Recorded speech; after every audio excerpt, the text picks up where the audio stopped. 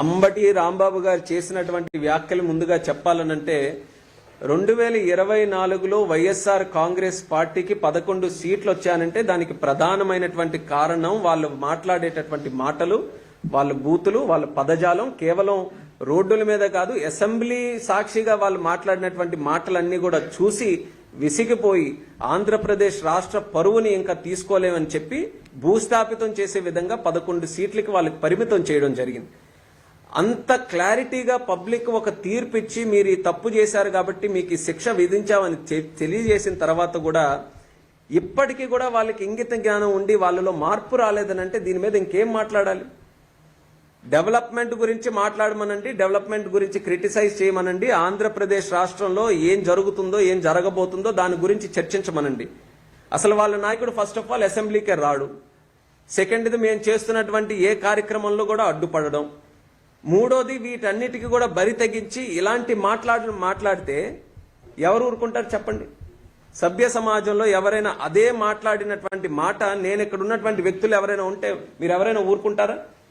అలాంటిది చంద్రబాబు నాయుడు గారు అని అంటే కేవలం ముఖ్యమంత్రి కాదు, ఆయన తెలుగు ప్రజల అందరి గుండెల్లో కూడా ఒక ప్రత్యేకమైన స్థానం సంపాదించుకున్నటువంటి నాయకుడు, ఒక లెగసీ ఉన్నటువంటి నాయకుడు. 5 దశాబ్దాలుగా భారతదేశంలోనే అంత చరిత్ర కలిగినటువంటి నాయకుడు లేడు.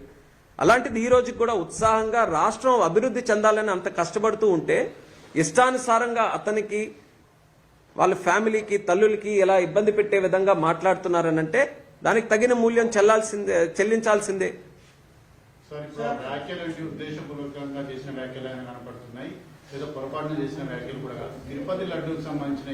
నో, ఈ వ్యాఖ్యల్లో కూడా ఈ వ్యాఖ్యల్లో కూడా మనం గమనించాల్సింది అసలు వాళ్ళ నాయకుడు సమర్థించుకోవడం ఏంటి? ఈ వ్యాఖ్యల మీద ఒక్క దగ్గర ఆయన కమెంట్ చేశాడా?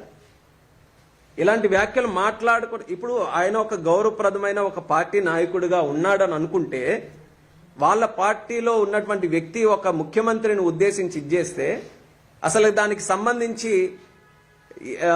ఏ రకమైనటువంటి చర్యలు తీసుకోవాలి, ఎలా మందలించాలి? అది కాకుండా ఈరోజు స్టేట్లో డైవర్షన్ పాలిటిక్స్ కింద నేను చెప్పా అన్ని బ్రహ్మాండంగా జరుగుతున్నాయి, నీట్గా జరుగుతున్నాయనంటే ఏదో ఒక రకంగా తప్పుదోవ పట్టించాలి. వాళ్ళకి తప్పుదోవ పట్టించాలనంటే ఈ క్రిమినల్ యాటిట్యూడ్ తప్పితే వాళ్ళకి ఇంకేం తెలియట్లేదు. వాళ్ళకి మేము ఓపెన్ డిబేట్కి పార్లమెంట్లో కానీ అసెంబ్లీలో కానీ పంచాయతీలో కానీ అభివృద్ధి మీద డిస్కస్ చేయండి. మీరేం చేశారు, మేమేం చేస్తున్నాము, మీరు ఏ రకంగా ఏ నిర్ణయాలు తీసుకొని రాష్ట్రాన్ని అభివృద్ధి చేయాలనుకున్నారు, మేము ఏ నిర్ణయాలు తీసుకుంటున్నాం, దీని మీద చర్చించడానికి రమ్మంటున్నాం. అసెంబ్లీకి రారు, రోడ్ల మీదకి వచ్చి ఈ రకమైనటువంటి పదజాలంతో ఈరోజు దూషిస్తే అది కరెక్ట్ అయినటువంటి పద్ధతి కాదని మళ్ళీ మళ్ళీ తెలియజేస్తారు.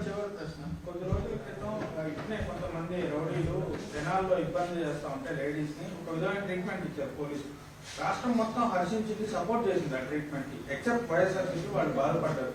ఇప్పుడు అంబటి రాంబాబు కేవలం మాజీ మంత్రి, ఎమ్మెల్యే కూడా కాదు, ఈ just common citizen of Andhra Pradesh and India. అతనికి కూడా సేమ్ అదే ట్రీట్మెంట్ ఇవ్వడానికి what stopping NDA with 164 seats. And CM గారు కొద్ది రోజుల క్రితం మాట్లాడుతూ తన ఇంట్లో లేడీస్ గురించే కాదు రాష్ట్రంలో ఉన్న ఏ స్త్రీ పట్ల కూడా అమర్యాదగా మాట్లాడితే తోకలు కత్తిరిస్తా అన్నారు. డిప్యూటీ సీఎం గారు మాట్లాడుతూ తోలు తీస్తా అన్నారు. సీఎం గారికి ఇంకా కత్తెర దొరకలేదా? 2 విషయాలు మళ్ళీ స్పష్టంగా తెలియజేస్తున్నాను. ఎన్డీఏ ప్రభుత్వం రాష్ట్రంలో ఏర్పడిన తర్వాత 2 క్లారిటీగా మొట్టమొదటి నుంచి ముఖ్యమంత్రి గారు గాని నాయకులు అందరం కూడా ఒకటే చెప్తున్నాం. రాష్ట్రంలో శాంతి భద్రతలను గాని ఎవరైనా తప్పుదోవ పట్టిస్తే వాళ్ళ మీద చర్యలు తప్పవు. అలాగే మహిళల మీద గాని మహిళల తాలూకా రెస్పెక్ట్ మీద గాని ఎటువంటి మాటలు మాట్లాడినా దానికి అఘాతం కలిగించేటటువంటి చర్యలు తీసుకున్నా వాళ్ళకు కూడా చర్యలు తప్పవని ఫస్ట్ ఆఫ్ ఆల్ చెప్పాం. సెకండ్ది కూడా గమనించాల్సింది, ప్రత్యేకంగా కక్ష సాధింపు చర్యలు అనేది మా సైడ్ నుంచి ఏవి కూడా ఉండవు.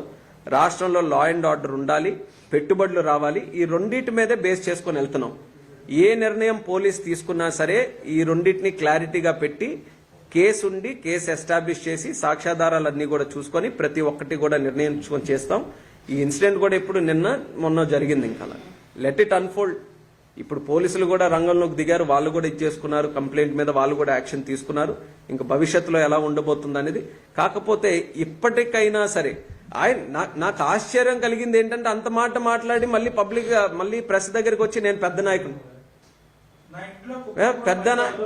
పెద్ద నాయకుడు అని మాట్లాడేటటువంటి వ్యక్తి ఆయన స్థాయి ఏంటో ఆయన కూడా ఒకసారి చూసుకొని మాట్లాడాలి. కానీ ఆ మాటలు మాట్లాడినటువంటి తీరు చూస్తే అసలు ఆయనకి అది ఆ ఆలోచన కూడా ఎలా వచ్చిందో ఈరోజు ఆశ్చర్యంగా ఉంది.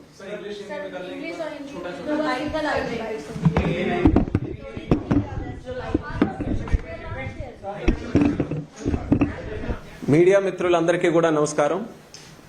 ఈరోజు కేంద్ర ఆర్థిక శాఖ మంత్రివర్యులు నిర్మలా సీతారామన్ గారు జనరల్ బడ్జెట్ 2026 పార్లమెంట్లో ప్రవేశపెట్టడం జరిగింది. దానికి భారతదేశం తరపున హృదయపూర్వకమైనటువంటి ధన్యవాదాలు కేంద్ర మంత్రి గారికి తెలియజేసుకుంటున్నాం. ఈ యొక్క బడ్జెట్ ఆర్థిక శాఖ మంత్రివర్యులు 9వ కంటిన్యూస్ గా ప్రెజెంట్ చేయడం, అలాగే ప్రధానమంత్రి గారు మోదీ గారు అలాగే నిర్మలా సీతారామన్ గారు వీళ్ళిద్దరి కాంబినేషన్ లో కంటిన్యూస్ గా 9 బడ్జెట్స్ ప్రవేశపెట్టడం అనేది ఒక స్థాయిలో రికార్డుగా మనం భావించాలి. అలాగే భారతదేశం ఆర్థికంగా ఈరోజు ఏవైతే ప్రపంచ స్థాయిలో ఒక ఉన్నతమైనటువంటి స్థాయికి చేరుకుందో దానికి కూడా ఈ యొక్క కాంబినేషన్ వాళ్ళ పనితనం, అలాగే రిఫార్మ్స్ పట్ల వాళ్ళు తీసుకున్నటువంటి సంస్కరణల పట్ల వాళ్ళు తీసుకున్నటువంటి నిర్ణయాలు, అలాగే దేశం పట్ల ఒక అంకిత భావంతో పనిచేయడం, ఇదన్నీ కూడా మార్గదర్శకం అనేది కూడా తెలియజేస్తున్నాను. అయితే ఈసారి ప్రవేశపెట్టిన బడ్జెట్ మనం ఎప్పటి నుంచో చూస్తున్నాం, వికసిత్ భారత్ 2047. మన భారతదేశం 100 సంవత్సరాలు స్వతంత్రం పూర్తయినటువంటి సందర్భంలో భారతదేశం ఒక డెవలప్డ్ కంట్రీలా వికసిత చెందినటువంటి దేశంగా తయారు చేయాలన్నటువంటి లక్ష్యంతో గతంలో ఎన్నో బడ్జెట్లు ప్రవేశపెట్టడం జరిగింది. దానికి మరింత బలోపేతం చేస్తూ మరింత ఊతమిస్తూ ఈసారి వచ్చేసినటువంటి బడ్జెట్ కూడా అదే మార్గంలో ముందుకు కొనసాగుతుందని కూడా తెలియజేస్తున్నాను. రిఫార్మ్స్ ఎక్స్ప్రెస్ ఏదైతే నరేంద్ర మోదీ గారు మొదలుపెట్టారో ఆ రిఫార్మ్స్ ఎక్స్ప్రెస్ కి కూడా ఈ బడ్జెట్ ద్వారా ఎంతో బలం కూడా చేకూరుతుందని ఈ సందర్భంగా తెలియజేసుకుంటున్నాను. కొన్ని సెక్టర్స్ ఏవైతే స్పెసిఫిక్ గా ఈ యొక్క బడ్జెట్ లో తీసుకున్నారో అవి ప్రతి ఒక్కరు కూడా తెలుసుకోవాలి. అందులో ముఖ్యంగా మ్యానుఫ్యాక్చరింగ్ సెక్టర్, అలాగే పబ్లిక్ ఇన్ఫ్రాస్ట్రక్చర్ లో గత 12 సంవత్సరాల్లో ఎన్నడూ లేని విధంగా 12.2 lakh crores 12.2 lakh crores ఈ రోజు ఇన్ఫ్రాస్ట్రక్చర్ మీద ఈ రోజు స్పెండ్ చేయడం జరుగుతుంది. అలాగే సర్వీసెస్ సెక్టర్ మీద కూడా అత్యధికంగా ఈ రోజు దృష్టి పెట్టడం జరిగింది. సర్వీసెస్ సెక్టర్ మన 2047 టైంకి ప్రపంచంలోనే 10% ఆఫ్ ద సర్వీసెస్ ఇండియా నుంచి ఉండాలనే లక్ష్యంతో ఎన్నో రిఫార్మ్స్, ఎన్నో నిర్ణయాలు కూడా ఈరోజు సర్వీసెస్ సెక్టర్ గురించి తీసుకోవడం జరిగింది. అలాగే ఎంప్లాయ్మెంట్ కి, ఇన్నోవేషన్ కి, లోకల్ ఏరియా డెవలప్మెంట్ కి అత్యంత ముఖ్యమైనటువంటి ఎంఎస్ఎంఈ సెక్టర్ ని కూడా ప్రోత్సహిస్తూ ఎన్నో నిర్ణయాలు ఈ యొక్క బడ్జెట్ లో కూడా తీసుకోవడం జరిగింది.